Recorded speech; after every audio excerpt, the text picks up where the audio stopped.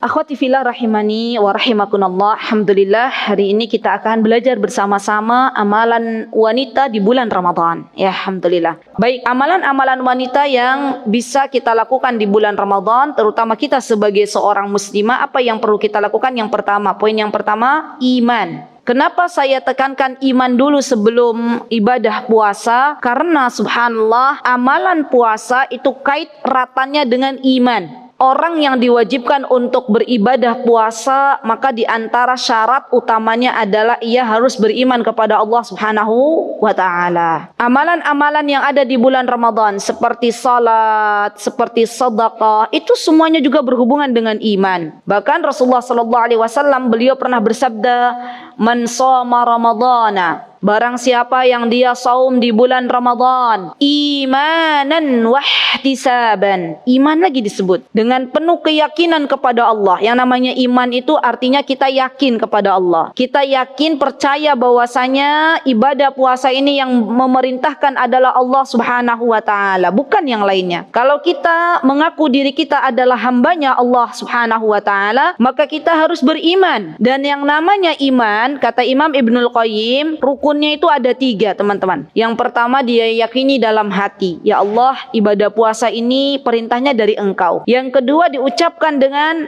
lisan, ya Allah, saya beriman kepada Engkau. Kita baca syahadat kan, asyhadu alla ilaha illallah wa asyhadu anna muhammadar rasulullah dalam salat-salat kita. Yang ketiga adalah menggunakan anggota badan kita untuk membuktikan keimanan kita. Baik itu dengan salat, baik itu dengan puasa. Karena yang namanya iman itu perlu bukti, sebagaimana cinta perlu bukti. Saya yakin di sini tuh masih banyak yang jomblo dan ada yang jatuh cinta banyak ya. Cinta kalau tanpa bukti itu nihil, 0, 0 ya. Kalau hanya berkata aku cinta padamu misalnya, tapi dia nggak datang ke bapaknya kalian, ya sama aja bohong. Baik, kemudian teman-teman yang dimuliakan oleh Allah, berarti kita sepakat dan kita harus tahu dulu bahwasanya kenapa kita diperintahkan untuk beribadah puasa, karena kita beriman kepada Allah Subhanahu wa taala. Dan barang siapa yang dia beriman di bulan Ramadan, berpuasa dengan penuh keimanan, dengan penuh keyakinan bahwasanya puasa ini adalah yang memerintahkan Allah Subhanallah, maka dia akan diampuni dosa-dosanya oleh Allah Subhanahu wa taala. Kenapa teman-teman saya katakan begini? Karena ternyata kata Rasulullah SAW, ada banyak orang-orang yang berpuasa, dia menjalankan puasa hanya sekedar aktivitasnya saja, ikut-ikutan orang. Orang berpuasa di bulan Ramadan, rame-rame berpuasa, dia ikut puasa, ya, tanpa didasari dengan iman, maka puasanya akan menjadi sia-sia. Jadi harus ada iman di dalam puasa kita. Yang kedua, perhatikan amalan hati. Ini juga penting. Memperhatikan amalan hati itu teman-teman, di antaranya yang namanya ibadah puasa itu harus disertai dengan niat. Karena ibadah akan diterima oleh Allah Subhanahu wa taala kalau ada niat. Kenapa harus niat? Untuk membedakan antara aktivitas atau rutinitas biasa dengan ibadah. Orang kalau dia menahan makan, menahan minum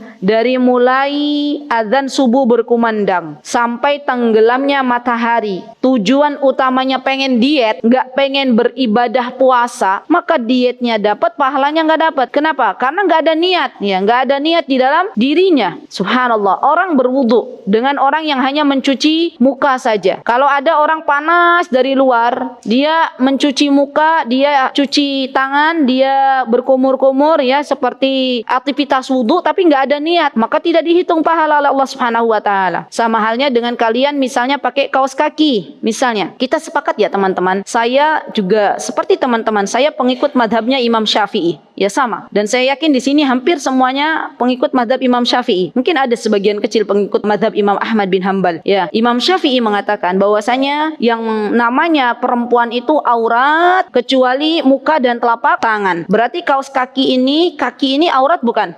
Aurat. Misalnya ada teman-teman panas pakai motor misalnya, ya, kasihan kan kalau anak mahasiswi belum nikah biasanya pakainya motor. Udah nikah Allah kayakan pakai mobil. Jadi teman-teman kalau misalnya panas naik motor kan, terus ya Allah kakiku gosong gitu ya. Nanti kalau nggak pakai kaos kaki gosong kakinya. Pakai kaos kaki tapi niatnya apa? Biar kakinya nggak gosong. Dia nggak dapat pahala. Betul kakinya mulus, tapi sepanjang dia pakai kaos kaki nggak dapat pahala. Coba kalau niatnya dirubah. Ya Allah, saya pakai kaos kaki untuk menjalankan perintahmu. Engkau mengatakan bahwasanya kaki ini aurat, maka saya pakai kaos kaki. Subhanallah, ada dua yang didapatkan. Dapat pahala sepanjang dia keluar sejam, 2 jam, 3 jam keluar rumah beraktivitas, juga dapat bonus kakinya nggak gosong. Ya, mana yang lebih baik? 1 atau 2? 2. Jadi teman-teman, yang namanya amalan hati diantaranya adalah niat, itu harus kita perhatikan baik-baik. Karena Allah tidak akan menerima ibadah seseorang kalau tidak disertai dengan niat ikhlas hanya untuk mencari ridha Allah Subhanahu wa taala. Sayang kalau kita sudah beribadah, sudah capek, sudah lelah, ternyata kita nggak dapat apa-apa di hadapan Allah. Sama seperti begini deh. Saya contohkan misal biar teman-teman bisa pahami. Teman-teman lihat ada orang mau bangun rumah. Tiba-tiba dia bawa pasir tuh. Karena mungkin bangun rumahnya masuk gang, jadi harus bawa pasir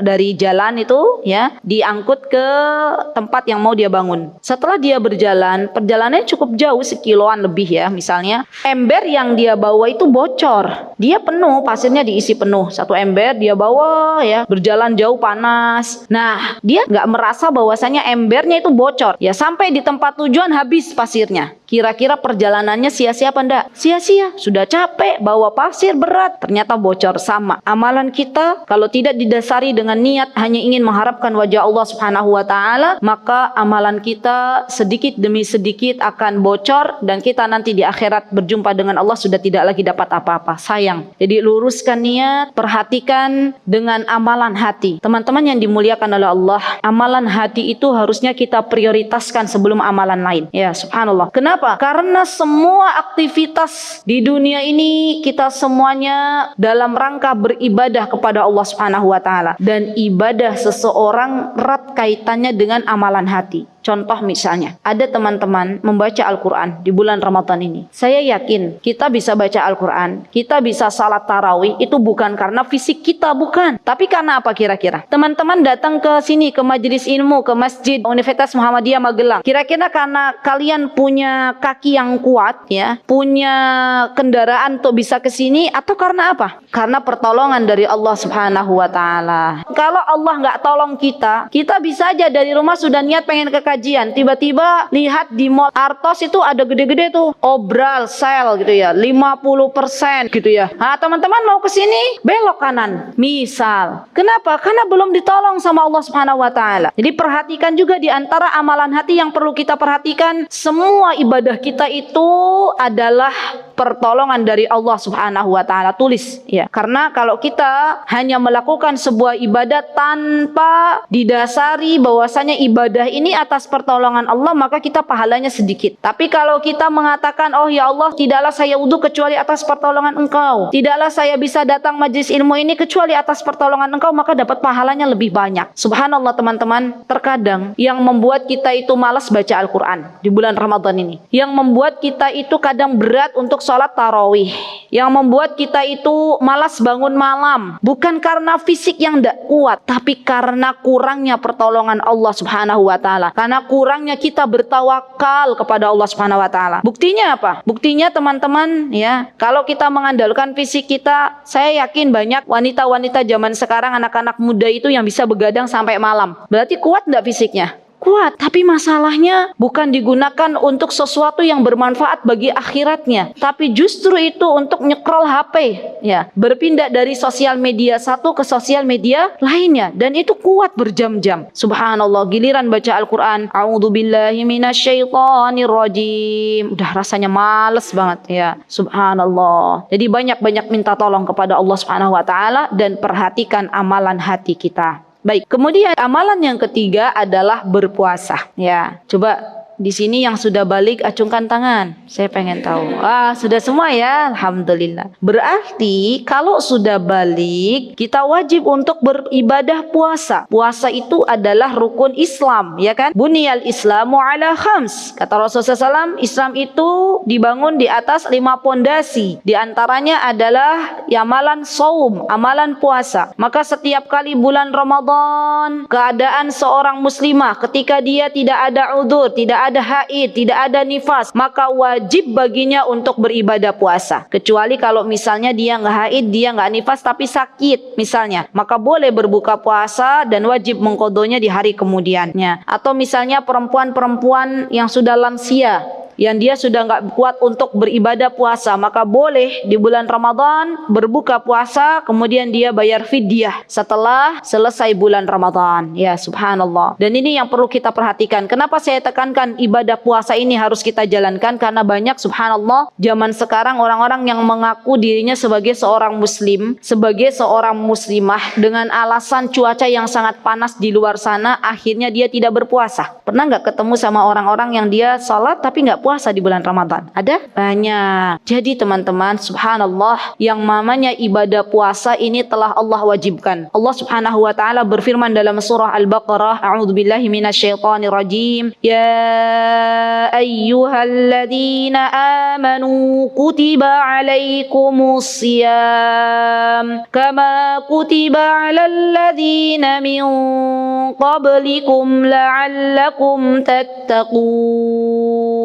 Allah subhanahu wa ta'ala beriman, hai orang-orang yang beriman, artinya kepada kita, telah diwajibkan atas engkau beribadah puasa sebelum aku wajibkan atasmu. Orang-orang yang dulu sebelum datang umatnya Nabi Muhammad SAW telah kuwajibkan juga untuk beribadah puasa. Artinya syariat puasa ini bukan Allah wajibkan hanya kepada umat Nabi Muhammad, tapi Allah telah wajibkan kepada umat-umat yang sudah lampau. Ya. Untuk apa Allah wajibkan ibadah puasa kepada kita? La'allakum tattaqun, agar kita itu menjadi hamba-hamba Allah yang bertakwa. Jadi sekarang teman-teman, ketika kita beribadah puasa, kita dalam rangka setapak demi setapak menjadi hamba Allah yang bertakwa. Ya subhanallah. Dan kebahagiaan seseorang akan didapatkan di dunia dan di akhirat ketika dia menjadi hamba Allah yang bertakwa. Subhanallah. Teman-teman yang dimuliakan oleh Allah, kenapa kita harus mengejar takwa? Karena dengan kita bertakwa, urusan kita nggak ribet. Allah subhanahu wa ta'ala mengatakan, ya, wa may yattaqillaha yaj'al lahu makhraja. Barang siapa yang bertakwa kepada Allah di dunia ini, maka Allah akan berikan solusinya. Masalah yang di depan kita akan Allah mudahkan dengan caranya Allah subhanahu wa ta'ala, dengan syarat kita menjadi hamba Allah yang bertakwa. Teman-teman, kalau sekarang teman-teman masih ada kegelisahan, masih ada rasanya masalah tuh nggak pernah selesai, nggak pernah ada jalan keluarnya, sempit rasanya, berarti itu tandanya kurang bertakwa kepada Allah subhanahu wa ta'ala. Yakin dengan janji Allah yang ada dalam Al-Quran, barang siapa yang bertakwa, maka Allah akan berikan solusi dari semua permasalahan hidupnya. Ya subhanallah. Dan lebih dari itu, ibadah puasa ini akan melatih diri kita untuk menjadi insan yang lebih sabar. Subhanallah. Orang sebelum dia beribadah puasa biasanya ngemil, ya. Kalau siang itu anak-anak mahasiswi semakin banyak tugas, biasanya semakin banyak ngemil. Ya, ngemil di depan mata, apalagi sekarang itu zamannya zaman boba, ya kan? Kayaknya nggak ada hari tanpa boba. Maka di bulan Ramadan boba siang hari, wah panas, cuaca 35 di luar, ada orang jualan boba. Kita pengen minum, tapi kita bersabar, ya nggak? Nunggu nanti maghrib, gitu kan? Itu akan melatih kesabaran kita, subhanallah. Di bulan Ramadan ini juga kita melatih diri kita untuk bisa menahan, mengikuti hawa nafsu yang senantiasa mengajak kita kepada keburukan. Ya subhanallah. Mau bermaksiat, ingat bulan Ramadan. Mau berkata-kata dusta, ingat ini bulan Ramadan. Sehingga teman-teman, kita harapannya tidaklah kita keluar dari bulan Ramadan sudah lulus semua dari yang namanya madrasah Ramadan. Ya subhanallah. Para sahabat radhiyallahu anhum jami'an, mereka itu kalau keluar dari Ramadan tidak kemudian mereka seperti burung bebas dari sangkarnya, bukan. Tapi justru mereka itu semakin dekat dengan Allah subhanahu wa ta'ala, karena sudah terbiasa, dilatih, polanya sudah terbentuk. Sepakat enggak orang yang namanya merubah pola itu butuh proses? Orang mau move on itu butuh proses, ya kan? Nah, di bulan Ramadan ini waktunya kita sedang berproses dari sesuatu yang tidak baik menuju sesuatu yang baik. Saya yakin teman-teman di sini ada yang sudah membiasakan untuk sholat tahajud di malam hari. Ada juga yang belum membiasakan sholat tahajud. Di bulan Ramadan ini setelahnya ada sholat tarawih. Amalan Ramadan yang kita bisa lakukan untuk kaum muslimah adalah sholat tarawih. Di bulan Ramadan ini teman-teman, ketika kita melihat banyaknya orang-orang sholat tarawih, maka ada dalam diri kita ingin untuk sholat tarawih. Dan sholat tarawihnya kita artinya adalah sholat malam yang kita lakukan ibadah di malam hari. Harapannya ibadah sholat malam kita bukan hanya kita lakukan di bulan Ramadan, tapi kita lanjutkan di bulan setelah keluar dari bulan Ramadan, di bulan Syawal, di bulan Dzulqa'dah, di bulan bulan Dzulhijjah, kita lanjut sampai berjumpa dengan Ramadan yang akan datang. Jadi salat tarawih adalah salat malam yang dilakukan di malam hari, dimulai waktunya dari ba'da isya. Itu namanya salat tarawih. Dan bagaimana untuk para wanita, apakah dia salat tarawih di masjid atau salat tarawih di rumah? Saya berkata bukan apa kata saya, bukan, sama sekali bukan. Tapi ini dikatakan oleh Rasulullah sallallahu alaihi wasallam. Ummu Humaid pernah datang kepada Rasulullah. Jadi dulu ada seorang sahabiah namanya Ummu Humaid datang kepada Rasulullah, "Ya Rasulullah, aku tahu, aku ingin salat bersamamu di Masjid Nabawi." Saya tanya teman-teman, salat di Masjid Nabawi itu pahalanya berlipat-lipat enggak? Dapat berapa kita? Ini harus kalian tahu ya. Di Masjid Nabawi itu pahalanya dilipat gandakan menjadi 1000. Kalau di Masjidil Haram 100.000. Kalau di Masjidil Aqsa 500. Salat di sini dan salat di sana beda. Maka Ummu Humaid pun datang kepada Rasulullah, "Ya Rasulullah, saya pengen salat di Masjid Nabawi. Saya pengen salat di belakang engkau ya Rasulullah." Kata Rasulullah SAW mengatakan kepada Ummu Humaid, "Ya Ummu Humaid, sesungguhnya salatnya wanita itu paling baik di rumahnya." Ya subhanallah. Lebih baik lagi salatnya wanita, lebih baik lagi di tempat yang lebih terpencil dari kamar atau dari ruangan yang ada di rumahnya. Artinya salatnya wanita di ruang tamunya dan di kamarnya jauh lebih baik di kamarnya. Ya, salatnya wanita di tempat yang lebih kecil dari kamarnya itu jauh lebih baik daripada di kamarnya. Semakin tersembunyi tempat tersebut, maka itu semakin banyak pahala yang didapatkan oleh wanita ini. Jadi teman-teman, salatnya kita di rumah itu lebih banyak pahalanya daripada 27 derajat salat di masjid. Karena Rasulullah yang mengatakan afdal, paling utama. Artinya kalau paling utama itu paling banyak. Sekarang teman-teman untuk salat tarawih ini, lihat kondisi kita masing-masing. Kalau misalnya seandainya teman-teman ngekos di sini, biasanya kalau di Yogyakarta yang saya tahu anak-anak UGM atau UNI atau sekitarnya lah, di sana ada wisma. Wisma khusus perempuan-perempuan muslimah. Mereka itu biasanya kalau ibadah salat tarawih itu berjamaah. Jadi dipimpin oleh imam wanita dan yang menjadi makmumnya juga wanita. Nah, kalau kalian bisa lakukan itu, lakukan di tempat kos-kos kalian. Boleh nggak Ustazah kalau misalnya kita kondisinya tuh kalau sholat sendirian di rumah males-malesan, kalau sholat di rumah pengennya bawaannya tidur, sholat di rumah bawaannya pengennya nonton televisi, pengennya bawaannya lihat HP, boleh nggak di masjid? Boleh ya. Wanita sholat tarawih di masjid boleh dengan syarat dan ketentuan berlaku. Contoh misalnya kalau ada orang mau sholat tarawih di masjid, seorang wanita, dia hendaklah tidak berdesak-desakan dengan kaum laki-laki. Dia punya tempat khusus, safnya wanita-wanita, safnya laki-laki. Keluar dari rumahnya, dia tidak berdandan, alisnya nggak ditebelin, mukanya nggak dijadikan sebagai buku gambar. Biasa aja, tutup auratnya, tidak pakai parfum. Nah ini nih PR untuk para wanita zaman sekarang itu, rata-rata keluar rumah pakai parfum dan baunya tuh bisa tercium jarak berapa meter. Ya, subhanallah. Takutlah wahai adik-adikku yang saya cintai karena Allah. Barang siapa yang keluar rumah dia pakai parfum semprot sini semprot sana dan ada kaum laki-laki yang mencium bau parfumnya, maka kelak di akhirat dia tidak bisa mencium bau surga. Ya subhanallah. Jadi bagaimana Ustazah kalau kita keluar? Kalau kita keluar rumah pakai baju yang bersih, ya tidak bau, tidak kucel dan tidak harus pakai parfum. Kapan wanita pakai parfum? Di depan suaminya, di rumahnya. Boleh nggak pakai parfum di depan suami? Boleh, 1 botol boleh, asal suaminya nggak pingsan. Betul. Jadi subhanallah, ini PR untuk kita. Karena saya itu sering menjumpai ya, misalnya sedang di mana ada biasanya anak muda ini ya lewat, seru tuh, masya Allah, bau parfumnya sampai menyengat ya subhanallah. Dan ini tidak menjadi sebuah kebiasaan teman-teman. Demi Allah, takutlah kita kepada Allah. Di dunia ini kita sebentar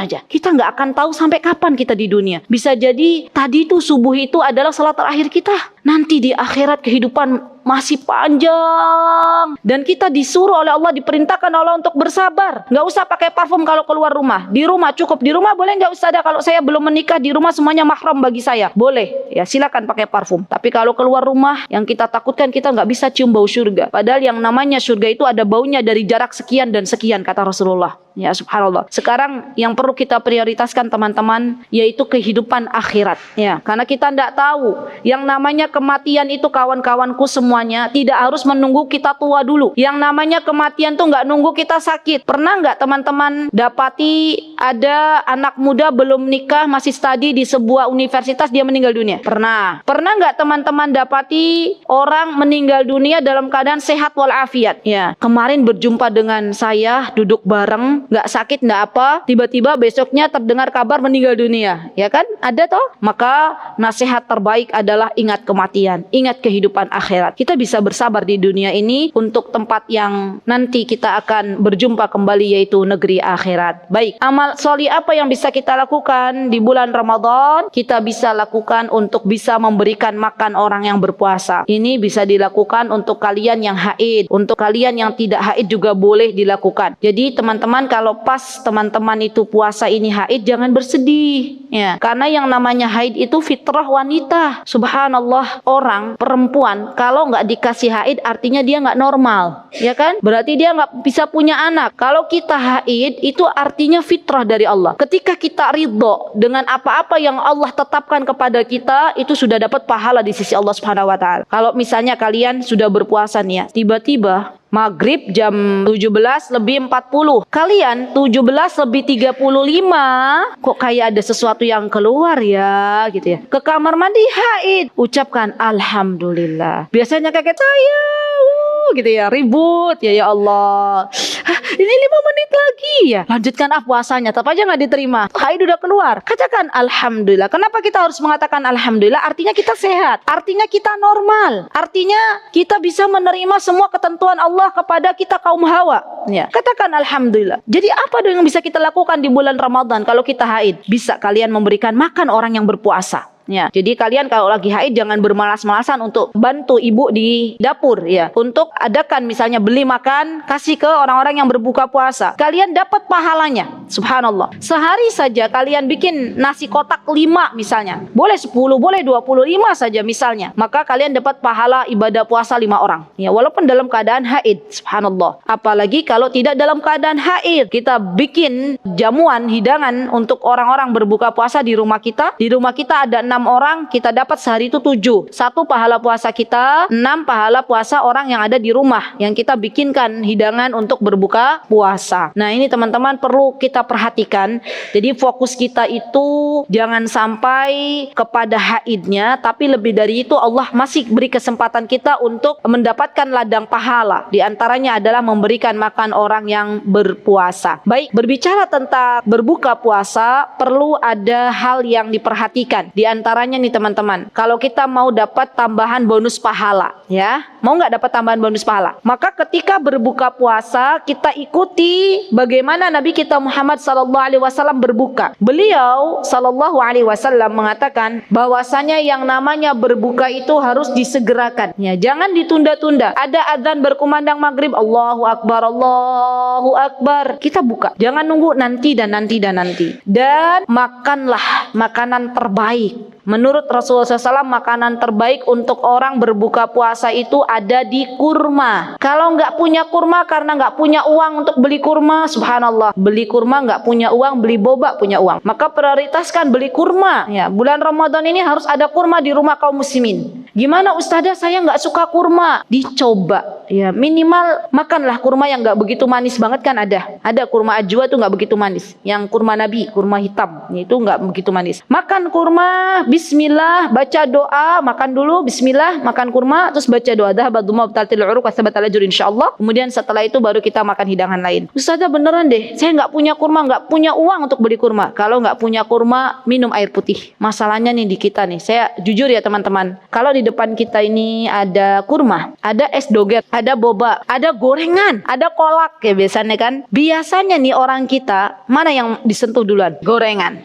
Subhanallah. Kita gorengan dulu yang masuk, subhanallah. Jadi perlu kita perhatikan kalau buka puasa yang pertama kali masuk ke mulut kita adalah kurma. Subhanallah teman-teman, kalau teman-teman buka ya jurnal-jurnal kesehatan, ya itu akan didapatkan subhanallah. Kenapa kita itu disunahkan untuk kurma dulu yang masuk? Karena kurma itu akan bisa memberikan nutrisi yang sangat baik untuk orang yang seharian tidak makan dan tidak minum. Ya subhanallah. Tapi kalau gorengan yang masuk bukan nutrisi, tapi justru minyak. Habis gorengan makan nasi 1 piring ya misalnya, beserta lauk pauk pauknya. Yang ada bukannya tarawih ngantuk tidur.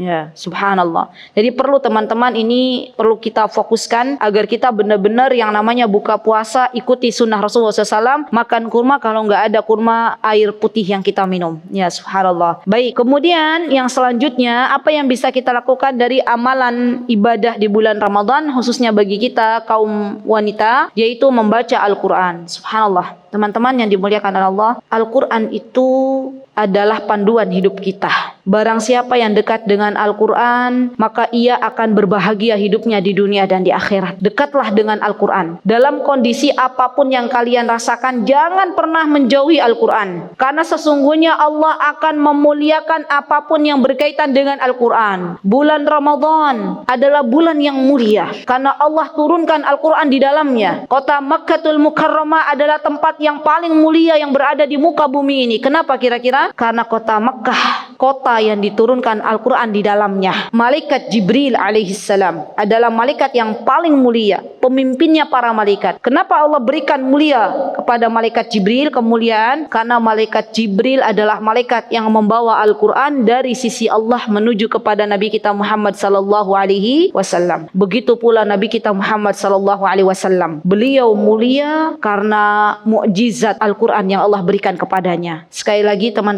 kalau hidup kalian pengen berbahagia, jangan pernah jauh dari Al-Quran. Karena sesungguhnya Al-Quran akan memberikan kebahagiaan bagi kita di dunia dan di akhirat. Allah akan menyiapkan kebahagiaan bagi siapapun yang dekat dengan Al-Quran di dunia ini. Subhanallah, di akhirat nanti Al-Quran akan datang kepada Allah Subhanahu wa ta'ala dan mencari siapa yang di dunia sering baca Al-Quran. Al-Quran akan berkata kepada Allah, wahai Rabbku fulana, dia kalau setiap hari baca Al-Quran, dia kalau setiap hari, setiap malam dia baca diriku, maka hari ini izinkan aku memberikan syafaat kepadanya. Puasa dan Al-Quran itu kelak bisa memberikan syafaatnya kepada orang-orang yang dia menjalankan ibadah puasa dan membaca Al-Quran di dunia. Subhanallah, percayalah wahai teman-teman, ketika hati kita itu gundah gulana, kemudian kita baca Al-Quran, maka itu bisa menenangkan jiwa-jiwa kita. Jangan pernah tinggalkan Al-Quran. Jangan baca Al-Quran hanya di momen-momen Ramadan. Sepanjang hidup kita, kita baca Al-Quran. Saya banyak berjumpa dengan orang-orang yang Allah berikan kesuksesan di dunia ini. Mereka semuanya adalah orang-orang yang dekat dengan Al-Quran. Subhanallah. Kemarin pernah dengar teman-teman, zaman sekarang orang mau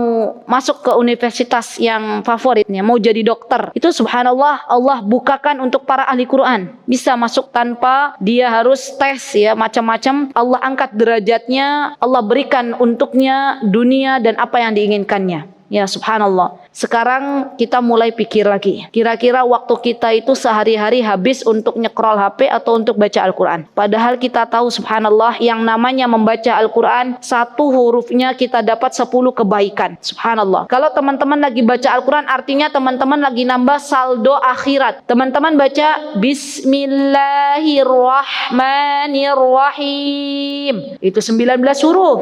Teman-teman nabung 190 kebaikan. Rasulullah SAW mengatakan alif lam mim itu sesungguhnya bukan satu huruf, melainkan alif satu huruf, ya, lam satu huruf, dan mim satu huruf. Dan satu huruf itu dikalikan menjadi 10 kebaikan. Subhanallah. Bagaimana teman-teman bisa baca setengah halaman? Subhanallah. Bagaimana teman-teman bisa baca satu halaman itu merupakan kebaikan yang Allah berikan kepada kalian semua. Ya. Jadi yang namanya baca Al-Quran itu harus punya target. Sekarang tulis targetnya. Kalian tidaklah keluar bulan Ramadan ini kecuali harus khatam berapa kali. Coba tulis masing-masing. Karena yang namanya target itu teman-teman harus ditulis. Kalau kita cuma ngawang-ngawang, saya mau 1, saya mau 2 kali hataman, saya mau 3. Subhanallah, itu lama nanti terrealisasinya. Tulis dulu aja 1, 2, 3. Tulis mbak, mau berapa kali hataman. Besok kalau pas ada kajian lagi, semua harus mencatat. Kenapa? Karena yang namanya ilmu itu biar nggak hilang dicatat, ya, diikat. Ya subhanallah. Coba saya mau tanya di sini paling banyak target berapa kali hataman? Iya subhanallah. Jangan sampai kalah dengan orang-orang sepuh.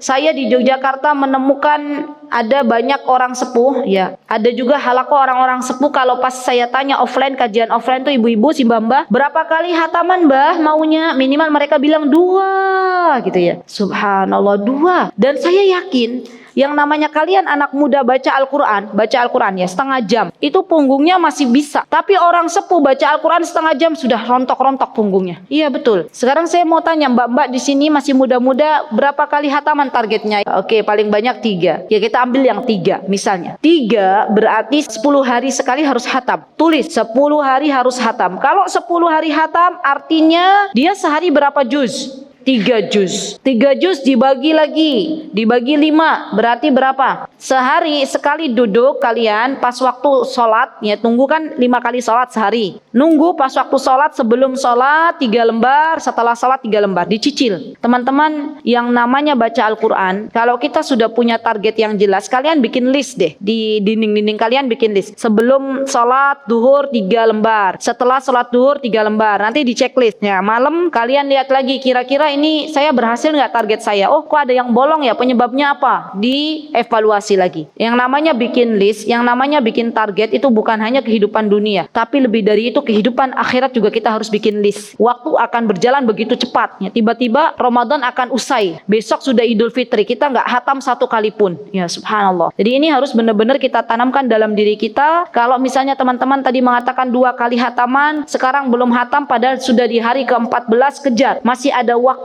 Yang namanya kehidupan, yang namanya kesuksesan itu ada di akhir. Innamal a'malu bil khawatim. Amalan yang terbaik itu ada di penghujungnya. Subhanallah, jangan sampai kalah sama kuda. Kuda saja kalau tahu kuda itu balapan, kalau dia tahu itu sudah mau berada di garis finish, biasanya kuda itu melajukan lagi, ya ngegas lagi. Maka teman-teman masih ada sisa waktu 16 hari. Yuk yang belum hatam sama sekali dikejar waktunya, dibikin list. Ya benar-benar hidup kita itu nggak terbuang sia-sia waktunya. Semoga Allah Subhanahu wa taala memudahkan kalian semua dan kita semuanya untuk bisa menghatamkan Al-Qur'an dengan target masing-masing. Amin. Allahumma amin. Baik, kemudian amalan yang bisa kita lakukan di bulan Ramadan adalah menjaga lisan. Nah, ini penting juga nih. Kita nih para wanita biasanya terjatuh di lisan-lisan kita. Rasulullah sallallahu alaihi wasallam mengingatkan. Kata Rasulullah sallallahu alaihi wasallam, tidaklah aku melihat neraka kecuali mayoritas penduduknya adalah kaum wanita. Di antaranya kenapa? Karena mereka tidak bisa bersyukur kepada suaminya, begitu kan? Mereka tidak mau mengatakan kepada suaminya, jazakallahu khair, terima kasih kandaku, suamiku, belahan jiwaku, engkau telah memberikan nafkah kepadaku. Nggak bisa mereka. Nggak bisa mengucapkan lisannya begitu. Maka akhirnya Allah masukkan ke dalam neraka. Dan banyak, kata Rasulullah SAW, orang-orang yang dia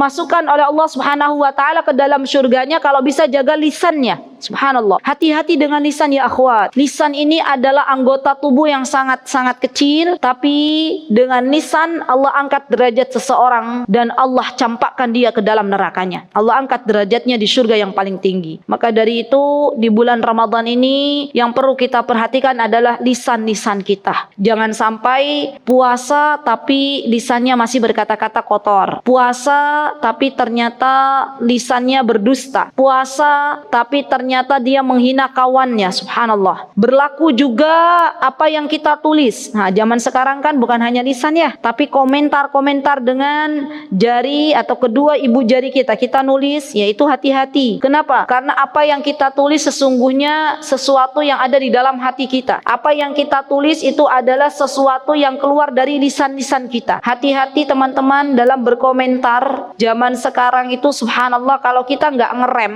maka kita akan kebablasan. Pikir baik-baik sebelum berkata, pikir baik-baik sebelum berkomentar. Apakah kata-kata saya itu bermanfaat atau justru kata-kata saya mengandung sebuah kata-kata yang tidak Allah ridhai? Apakah tulisan komentar saya itu bermanfaat atau justru akan menjadikan saya hina di hadapan Allah Subhanahu wa taala? Pikir lagi 1000 kali. Rasulullah sallallahu alaihi wasallam mengatakan, "Man kana yu'minu billahi wal yaumil akhir falyaqul khairan aw liyasmut." Barang siapa yang beriman kepada Allah dan hari akhir, maka pilihannya hanya 2, nggak ada 3. Yang pertama dia diam, yang kedua dia berkata-kata baik. Ya subhanallah. Teman-teman, saya mau tanya, pernah nggak sih berjumpa dengan orang, dengan kawan lah, yang dia itu kalau berkata-kata itu nyakitin, kalau berkata-kata itu bawaannya bohong bohong terus sampai pernah ketahuan dia itu berkata-kata bohong. Kira-kira kalau teman-teman berjumpa dengan orang yang seperti ini menyenangkan atau menyebalkan? Subhanallah, orang yang berdusta, orang yang lisannya nggak bisa dijaga, bukan hanya dibenci oleh Allah, tapi juga dibenci oleh makhluk-makhluk Allah. Kalau kita nggak mau berjumpa dengan orang yang demikian, maka orang lain pun tidak suka ketika kita tidak bisa menjaga lisan-lisan kita. Jaga lisan kita, karena itu yang akan menyebabkan kita nanti akan diangkat derajatnya oleh Allah Subhanahu wa taala. Termasuk diantaranya ghibah, teman-teman. Ghibah itu artinya gosip. Hati-hati teman-teman kalau pas lagi sore ngabuburit, ngobrol kesana kemari. Pertama yang namanya wanita itu ngobrolnya masalah film. Misalnya film ini. Ujung-ujungnya ngomongin orang. Temennya diomongin, gurunya diomongin, pak dosennya diomongin, misalnya ya. Pak dosen yang killer misalnya, yang jutek, subhanallah. Padahal yang namanya ke guru kita harus mendoakan, bukan malah menggibahi, bukan malah menggosipi, subhanallah. Orang yang suka menggibahin orang yang suka ngosipin orang, itu sesungguhnya dia sedang memakan bangkai saudaranya, subhanallah. Dan hati-hati teman-teman, jangan sampai kita sudah baca Al-Quran, kita sudah tarawih, kita sudah berpuasa, tapi ternyata pahala yang Allah telah tuliskan untuk kita digugurkan oleh diri kita sendiri. Misalnya dengan ghibah, dengan namimah, ya ini penyakit-penyakit lisan, ya. Jadi jangan sampai terjatuh kepada dosa-dosa lisan. Karena sesungguhnya apa yang kita ucapkan itu tidak bisa kita tarik kembali, ya kan? Apa yang sudah kita ucapkan, ya sudah kita ucapkan, dan itu akan dimintai pertanggungjawabannya di hadapan Allah Subhanahu wa taala. Baik, kemudian di antara yang bisa kita lakukan di bulan Ramadan ini, teman-teman, selain menjaga lisan-lisan kita adalah mencari ilmu. Nah, ini penting banget. Yang namanya ibadah puasa, ketika kita berpuasa, itu siang harinya jangan mager, malas gerak, maunya di tempat tidur terus, subhanallah. Ada kewajiban untuk mencari ilmu, dan mencari ilmu ini yang diprioritaskan adalah mencari ilmu agama, karena mencari ilmu agama itu hukumnya wajib. Sebagaimana Allah telah mewajibkan kita untuk salat, maka Allah juga telah mewajibkan kita untuk mencari ilmu agama. Sebagaimana Allah telah mewajibkan kita menggunakan kerudung, maka Allah juga telah mewajibkan kita untuk mencari ilmu agama. Kenapa mencari ilmu agama itu nggak ada liburnya? Karena kebutuhan kita terhadap ilmu itu lebih banyak daripada kebutuhan kita terhadap makan dan minum. Subhanallah. Teman-teman mau ke kamar mandi itu perlu ilmu. Ya, dahulukan kaki kiri, baca doa, keluar dari kamar mandi baca doa, dahulukan kaki kanan. Ilmu enggak? Teman-teman mau makan butuh ilmu, pakai tangan kanan, baca doa, makan dari yang terdekat, ya kan, tidak mencela makanan. Itu ilmu bukan? Teman-teman mau tidur butuh ilmu, teman-teman mau bergaul butuh ilmu, semua itu butuh ilmu. Prioritaskan mencari ilmu agama di dalam kehidupan kalian, maka Allah akan berikan kebahagiaan untuk kalian. Ya, masalahnya banyak di antara kita itu yang menganggap, mohon maaf sekali, menganggap sepele, menganggap tidak jadi prioritas untuk menuntut ilmu agama. Padahal orang-orang yang memiliki ilmu agama akan Allah angkat derajatnya. Allah Subhanahu wa taala berfirman di dalam Al-Qur'an, yarfa'illahu alladhina amanu minkum walladhina utul ilma darajat. Ya kan? Buka lagi surat Al-Mujadilah ayat 11. Ya, Allah akan angkat derajat kalian semuanya, orang-orang yang beriman dan orang-orang yang berilmu. Subhanallah. Dan yang namanya menuntut ilmu di zaman pandemi ini, ya, subhanallah, telah Allah bukakan dengan pintu yang sangat lebar. Bukan hanya kita bisa kajian offline, jadi nggak harus nunggu kajian offline namanya menuntut ilmu. Kita bisa menuntut ilmu di ruang-ruang Zoom, ya, subhanallah. Kita bisa menuntut ilmu dari mulai pagi, teman-teman bangun tidur, habis sholat subuh, zikir setelah sholat, zikir pagi, karena zikir pagi itu adalah sebuah bekal untuk kita. Ya, nanti menunggu syuruk, teman-teman bisa buka Zoom, ikuti kajian-kajian di ruang-ruang Zoom. Kalau misalnya nggak bisa ikuti Zoom, lihat, misalnya dengarkan tausiah-tausiah dari Ustadz di YouTube. Ya, subhanallah, itu termasuk menuntut ilmu. Subhanallah. Nanti kalau siang harinya ada kajian offline, datangi. Bahkan orang yang menuntut ilmu ini akan dimudahkan jalannya oleh Allah Subhanahu wa taala menuju surganya. Rasulullah mengatakan, man salaka tariqan yatlubu fihi ilman, sahalallahu lahu bihi tariqan min turukil jannah. Orang yang dia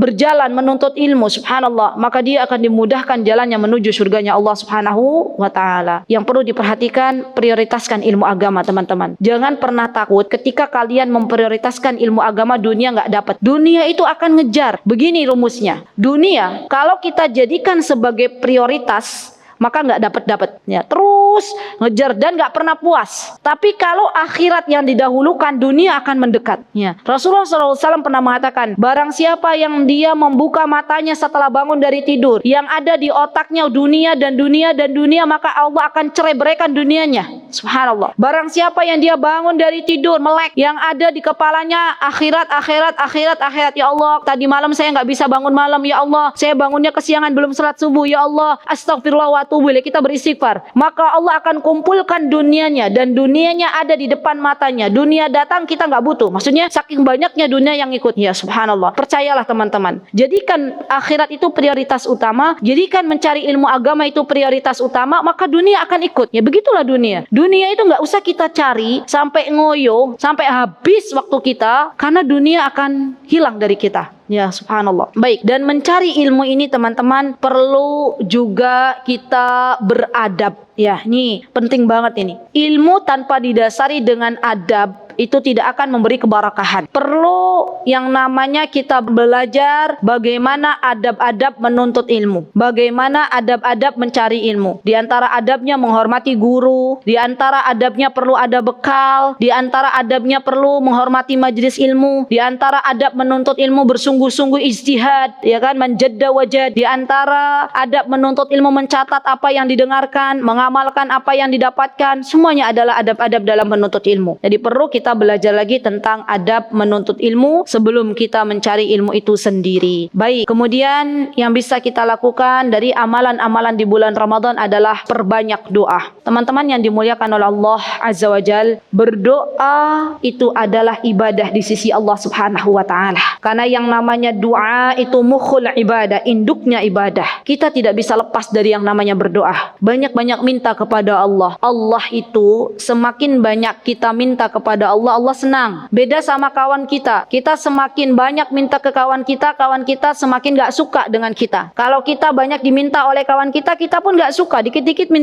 minta. Tapi Allah justru senang ketika teman-teman banyak memohon, banyak meminta. Subhanallah, ulama-ulama klasik zaman dahulu, ketika tidak ada garam di rumah mereka, yang pertama kali mereka datangi adalah Allah.